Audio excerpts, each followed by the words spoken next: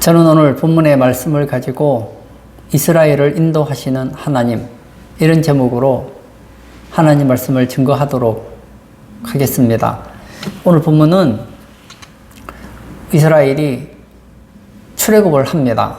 430년 동안 애굽에 있었던 이스라엘 백성들이 드디어 약속의 땅 가나안을 향해 가게 됩니다. 그런데 이 가나안 땅으로 가는데 가는 길이 여러 가지가 있습니다. 그 중에서 가장 빨리 가는 지름길로 가면 한 4일 정도면 갈 수 있다고 해요.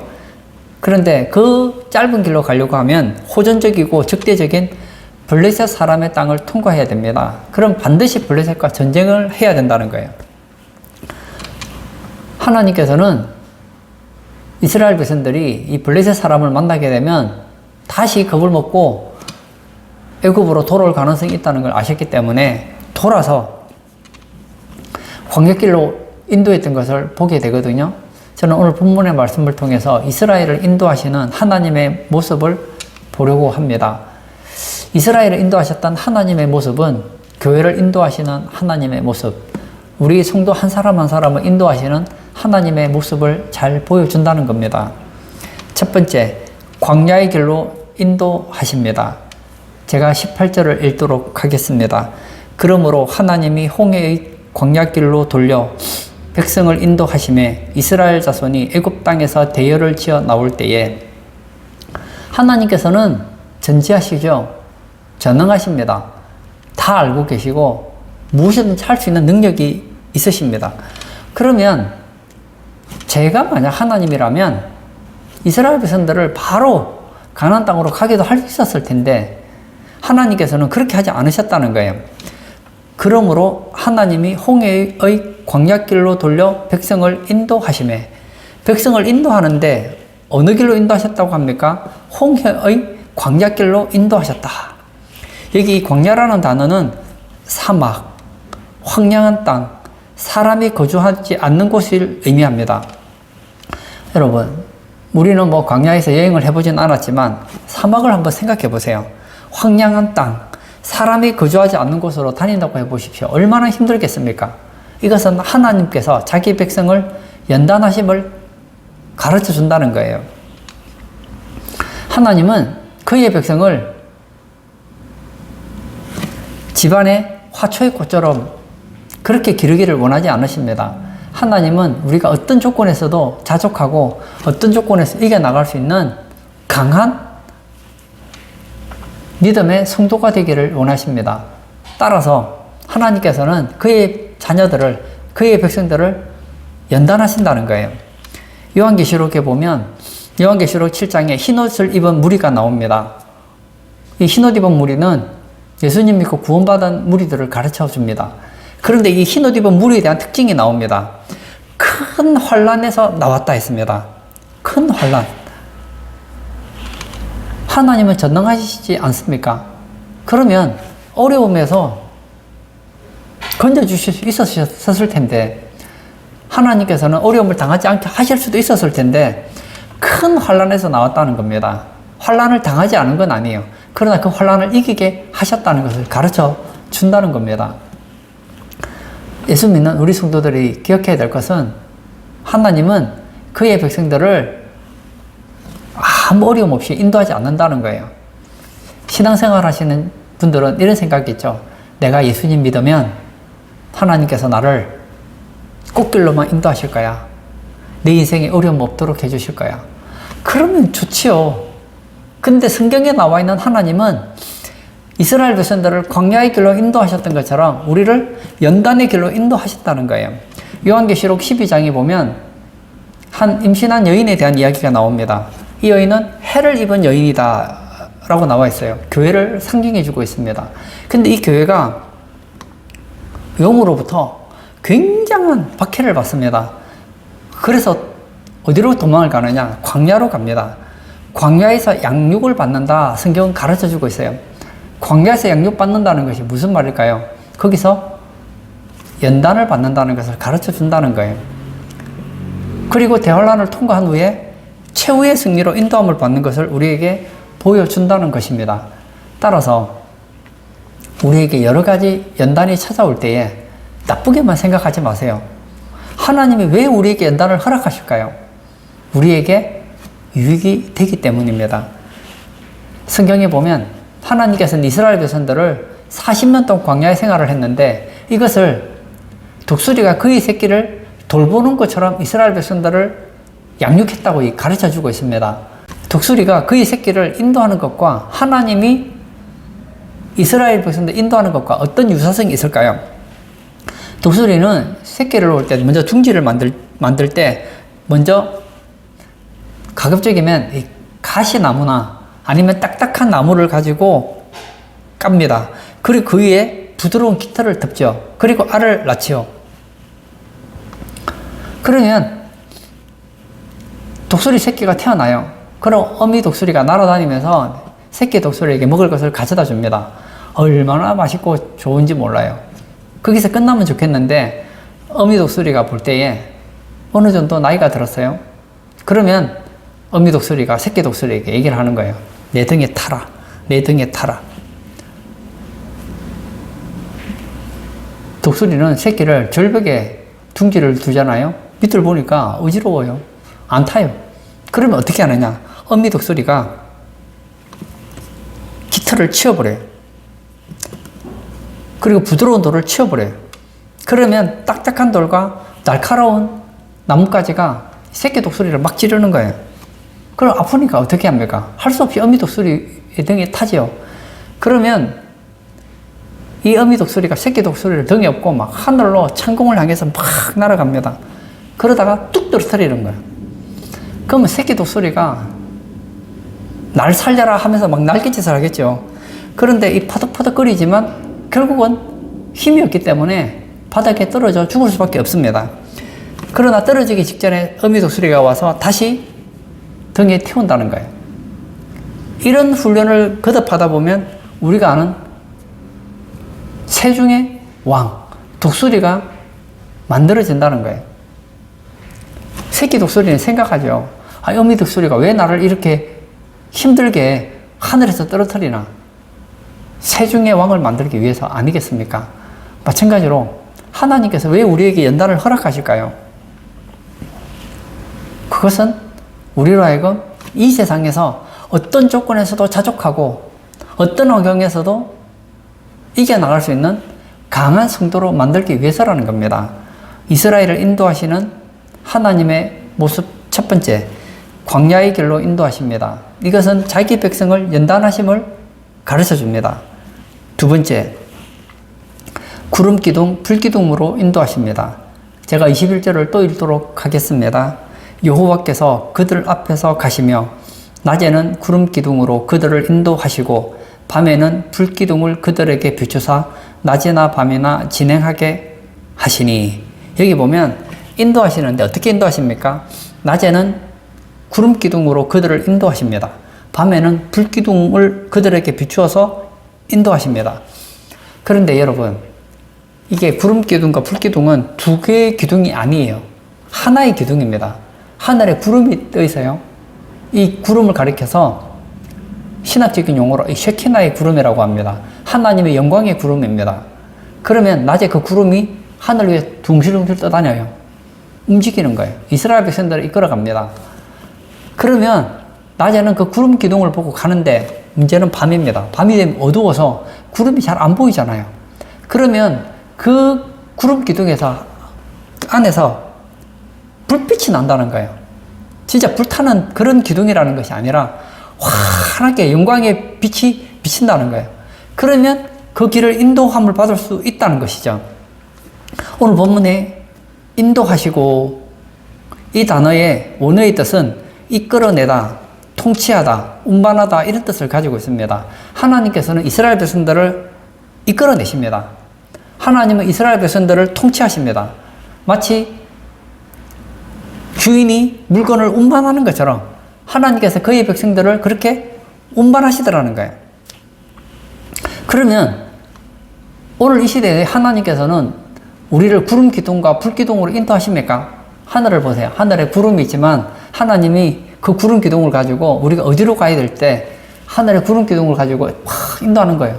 하나님, 저는 오늘 어디로 가야 됩니까? 구름 기둥이 인도하는 거예요. 밤이 되면 불기둥이 인도하고 그런 일은 없습니다. 여기서 구름기둥과 불기둥이 상징하는 것은 하나님께서는 말씀과 성령으로 인도하심을 우리에게 보여준다는 거예요. 시편에 이런 말씀이 있죠. 주의 말씀은 내 발의 등이요 내 길의 빛이라고 했습니다. 이스라엘 백성들을 밤에 인도했던 그 빛, 이것이 무엇을 상징하느냐? 바로 말씀을 상징하신다는 거예요. 시편 23편에 보면 하나님께서 이스라엘 백성들을 이끌어가는 모습을 시편 23편은 참 잘 보여주고 있습니다. 다윗은 하나님을 목자로, 자신을 양으로 표현을 하고 있습니다. 여호와는 나의 목자시니 그 목자가 양을 푸른 풀밭 실 많은 물가로 인도하십니다. 근데 어떻게 인도하십니까? 자기 이름을 위하여 의의 길로 인도하신다 되어 있습니다. 하나님이 인도하시는 길은 어떤 길입니까? 의의 길이에요. 바른 길이에요. 그 기준이 있을 거 아닙니까? 그 기준이 뭐죠? 바로 말씀이라는 거예요. 때때로 사망이 음침한 골짜기를 다닐 때 지팡이와 막대기로 목자가 인도하는 것처럼 보호해 주는 것처럼 하나님은 그의 말씀으로 우리를 보호해 주신다는 거예요. 저는 그런 하나님이 너무 좋습니다. 그뿐만이 아니에요. 예수 믿는 사람은 세상 사람들과 다른 것이 하나 있습니다. 무엇인지 아세요? 우리 안에 성령이 계신다는 거예요. 예수님께서 이 땅에 계실 때 많은 사람들이 예수님을 따라다녔습니다. 예수님은 보혜사로 이 땅에 오셨습니다. 보혜사라는 뜻은 돕는다 이런 뜻을 가지고 있죠. 예수님은 이 땅에 오셔서 병든 자를 도우셨습니다. 배고픈 자를 먹이셨습니다. 귀신 들린 자를 쫓아내 주셨습니다. 풍랑에서 어찌할 바를 알지 못할 때 풍랑을 잔잔하게 해주셨습니다. 그들에게 생명의 말씀을 주셨습니다. 그런데 예수님께서 십자가에 못 박혀 죽게 됩니다. 예수님께서는 돌아가시기 전에 이런 말씀하시죠. 내가 떠나가는 것이 너희에게 유익이다. 제 생각에는 예수님이 천국 안 가시고 이 땅에 있는 것이 더 유익할 것 같은데 예수님은 내가 떠나가는 것이 너희에게 유익이라고 말씀하십니다. 왜 유익일까요? 내가 가지 않으면 보혜사 성령이 오지 않는다는 거예요. 둘 다 보혜사인데 차이가 뭐냐? 예수님은 보혜사는 보혜사인데 육신이 있습니다. 그래서 예수님께서 이스라엘에 있으면 대한민국에는 없는 거예요. 만약 예수님께서 김포에 오면 미국에는 안 계신 거예요. 그러나 예수 그리스도의 영, 성령께서 오시면 달라집니다. 예수님을 믿을 때 우리 각 사람에게 성령이 임하신다는 거예요. 그 성령님이 우리 안에서 우리를 인도해 주신다고 성경은 가르쳐 주고 있습니다. 성령님은 우리 안에서 의에 대해서, 죄에 대해서, 심판에 대해서 깨닫게 해주세요. 그러므로 우리의 삶에서 죄와 멀어지게 만들어주시고 우리를 의롭게 해주시고 심판날에 하나님 앞에 당당히 설 수 있도록 인도해 주신다는 거예요. 이스라엘 백성들은 하늘을 바라보면 됩니다. 하늘을 바라보면 하늘에 구름이 있어요. 그 구름만 따라가면 되듯이 신약에 우리 성도들은 성령의 인도를 받고 말씀의 인도를 받으면 된다는 거예요. 예수님은 이 땅에 오신 살아계신 말씀이었습니다. 성령님은 말씀을 떠나서 역사하지 않으세요. 성령님은 말씀대로 우리를 인도하신다는 거예요. 왜냐? 하나님 말씀이 의의 말씀이기 때문에 그렇다는 거예요.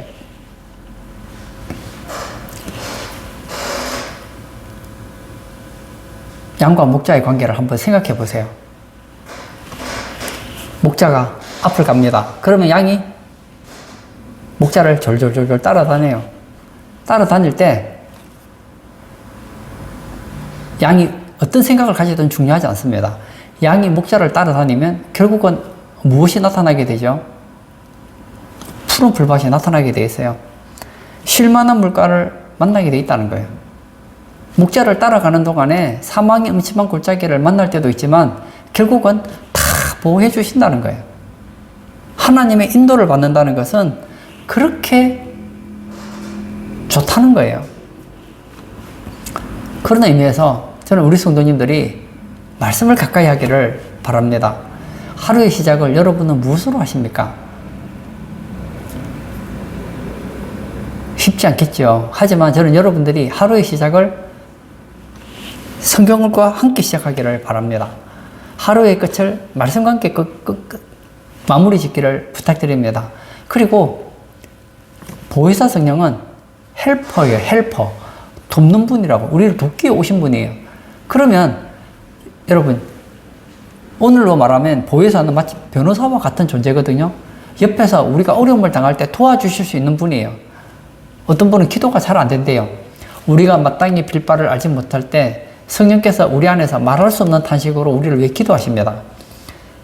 기도가 어렵다고요? 성령님께 도와달라고 하세요. 성령님, 저 좀 도와주세요. 제가 성령님이 인도를 받아서 하나님이 기뻐하는 기도를 하고 싶어요. 이 험한 세상을 살아가는데 믿음으로 살아가는 게 어렵지 않습니까? 그때 성령님께 부탁을 하는 거예요. 성령님, 저 좀 도와주세요. 오늘 하루 성령의 능력으로 성령님과 더불어 성령과 함께 의의 길로 가고 싶습니다.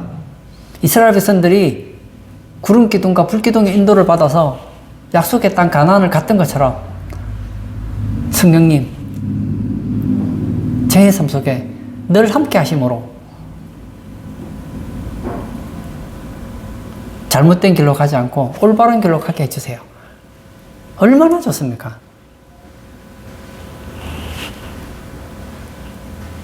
우리가 성령을 소멸하지 않는 것이 얼마나 중요한지 모릅니다. 성경에는 성령을 소멸하지 마라, 성령을 낙심시키지 말라, 그런 말이 있습니다. 성령님께서 우리 안에서 도와주시려고 하는데 우리가 그 성령님의 인도를 감화 감동을 무시해버리면 성령님도 인격자이시기 때문에, 인격이 있으신 분이시기 때문에 좋아하지 않는다는 거예요. 저는 여러분들이 성령에 민감한 사람들이 다 되시기를 바랍니다. 여러분이 죄를 지었을 때에 성령님께서 여러분 안에서 죄를 깨닫게 해주세요. 누구야? 그건 죄야. 성령님이 오시면 하시는 일이 세 가지라니까요. 크게 죄를 깨닫게 해주세요. 의를 깨닫게 해주세요. 심판을 깨닫게 해주신다니까요. 죄를 깨닫게 해줘요.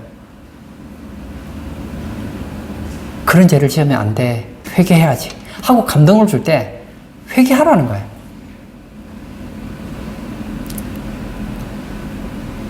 성령님은 우리 안에서 의로운 삶을 살도록 도와주세요. 그때 순종하자는 거예요. 성령님은 우리로 하여금 심판날에 당당하게 설 수 있도록 도와주십니다. 우리가 성령의 인도를 받을 때 우리는 마지막 하나님의 심판대 앞에서 부끄럽지 않은 삶을 살게 됩니다. 성령의 인도가 있기 때문이시죠.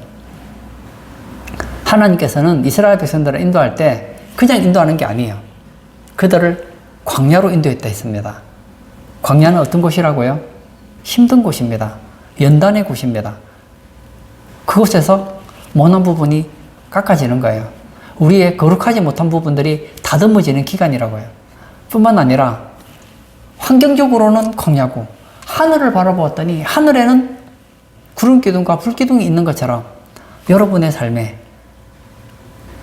말씀과 성령의 인도를 받아서 여러분의 삶이 정말 하나님이 원하시는 그런 가나안 땅을 향해 가는 인생, 하나님이 원하는 그런 삶을 살아가는 복된 성도님 되시기를 축복합니다.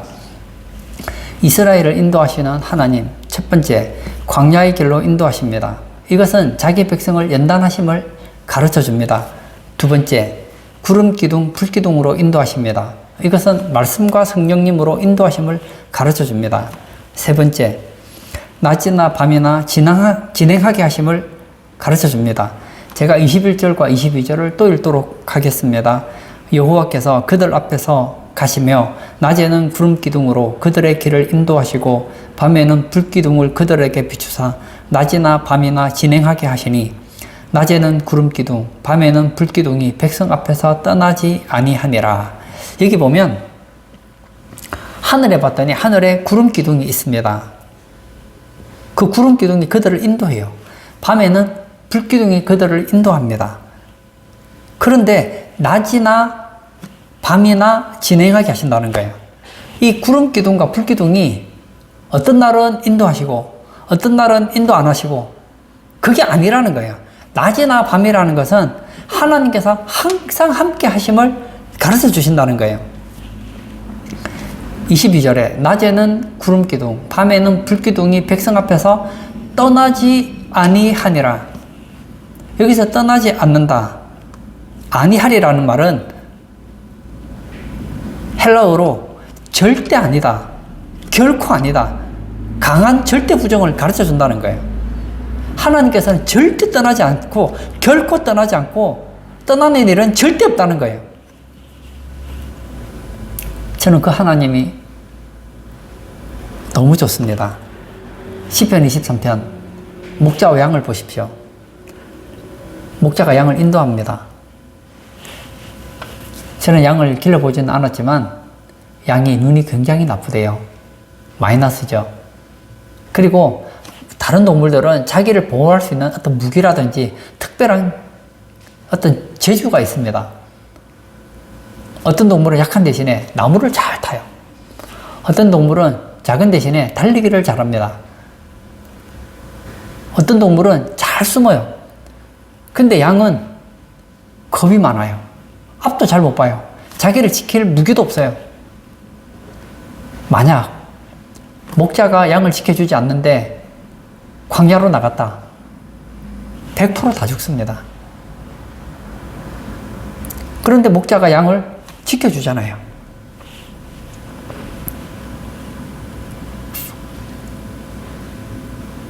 다윗이 이런 얘기를 하죠. 시편 23편에 선하심과 인자하심이 반드시 나를 따르리니. 꼭 따른다는 거예요. 하나님의 인도를 받으면 거기에는 하나님의 선하심이 있고 인자하심이 항상 따른다는 거예요. 하나님은 선하신 분이시기 때문에, 인자하신 분이시기 때문에 하나님의 인도를 받으면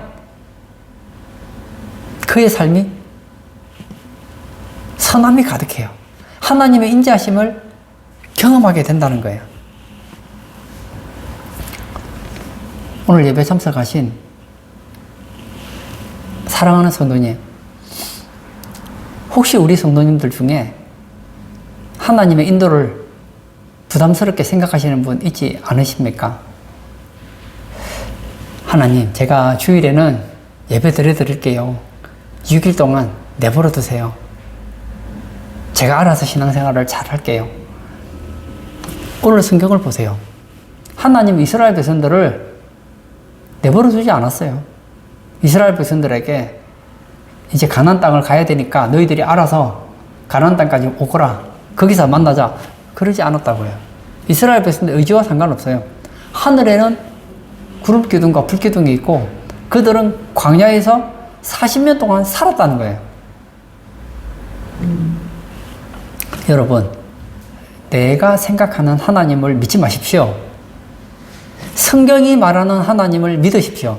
하나님은 이스라엘을 인도하시는 하나님이십니다. 하나님은 여러분들을 연단시키시는 하나님이십니다. 하나님은